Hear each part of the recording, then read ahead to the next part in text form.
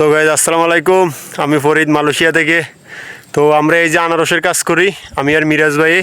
তো পিছনে ডাব বাগান আছে, তো ডাব পাইরা নিয়ে এলাম। এই যে একটা নারকেলও পাইছি। আর এই ডাব কি অবস্থা মিরাজ ভাই? এই তো ভাই ভালো, পানি পিপাসা নাকি যে? মিরাজ ভাই কইতে সবাই কইতেছে পানি খাইতে হবো, তো এই কারণে ডাব নিয়ে আসছি, পানি খাইতে হবো।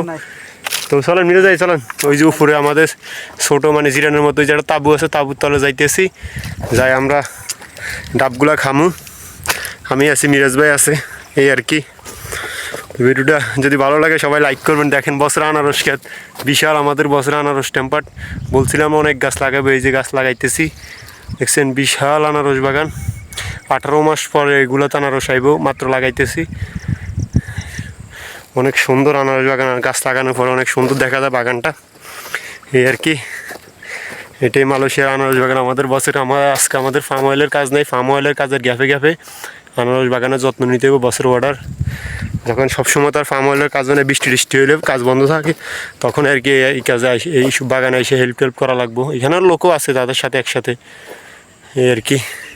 আমাদের বছর 50,000 আনারস গাছ লাগাইব, বিশাল টেম্পার্ট। এই একটা আর একটা আরও দুইটা আছে ওই সাইডে। তো এই আর কি, এই একটা নারকেল লইলাম। তো যদি ভিডিওটা ভালো লাগে সবাই লাইক করবেন, চ্যানেলটা সাবস্ক্রাইব করবেন, আর আপনাদের মূল্যবান মতামত কমেন্টে জানাবেন। তো সবাই ভালো থাকবেন, আল্লাহ হাফেজ, দেখা হবে নতুন কোনো ভিডিও নিয়ে।